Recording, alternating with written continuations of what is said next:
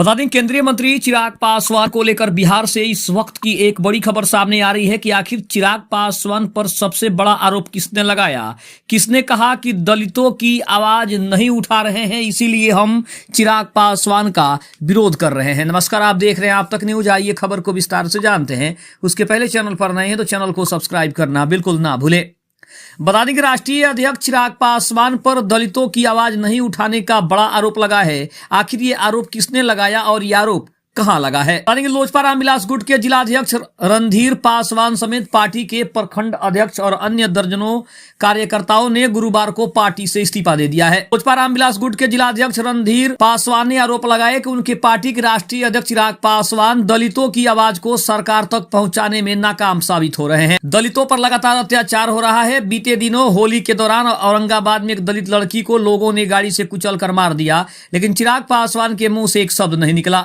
शुरू से ही चौकीदार व दफदारों के आश्रित उनके बदले नौकरी करते थे, लेकिन अब यह नियम सरकार बदलने जा रही है। लेकिन दलितों के नेता चिराग पासवान कुछ नहीं बोल रहे हैं। उन्होंने कहा कि हम किसी भी जाति धर्म के साथ अन्याय होने पर उनकी आवाज बनेंगे, इसलिए हमने अपना इस्तीफा पार्टी आलाकमान को सौंप दिया है।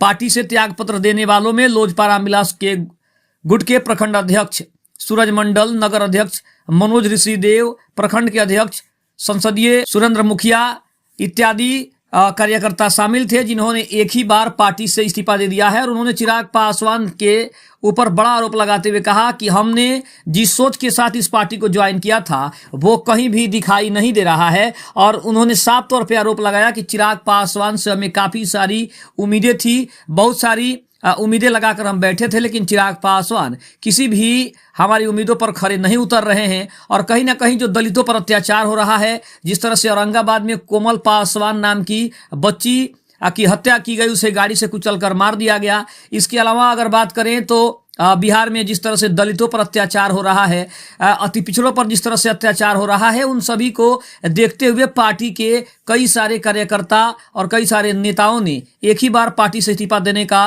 बड़ा फैसला किया है। और उन्होंने चिराग पासवान के ऊपर बड़ा आरोप लगाया है कि चिराग पासवान न ही दलितों की आवाज पहुंचाने में कामयाब हो रहे हैं, ना ही दलितों की रक्षा करने में कामयाब हो पा रहे हैं, और न ही सरकार तक उनकी मांगों को पहुंचा रहे हैं। जिस सोच के साथ हमने उन्हें वोट दिया, जिस सोच के साथ हम उनकी पार्टी में शामिल हुए, हमारी कोई भी सोच या फिर हमारा कोई भी काम नहीं हो रहा है, जिसकी वजह से हम सभी कार्यकर्ता एक ही बार पार्टी से इस्तीफा देकर ये बताना चाहते हैं कि अगर हम पार्टी बना सकते हैं तो हम पार्टी बिगाड़ भी सकते हैं, और अगर हम चिराग पासवान को जिता सकते हैं तो हम चिराग पासवान को हराने का भी दम रखते हैं। शायद यही कारण है कि पार्टी के इतने सारे कार्यकर्ताओं ने, इतने सारे अध्यक्षों ने इस्तीफा दिया है, जिसकी आवाज अब चिराग पासवान तक भी पहुंचने वाली है। और अब चिराग पासवान की प्रतिक्रिया इसके ऊपर क्या आती है, ये काफी दिलचस्प रहेगा।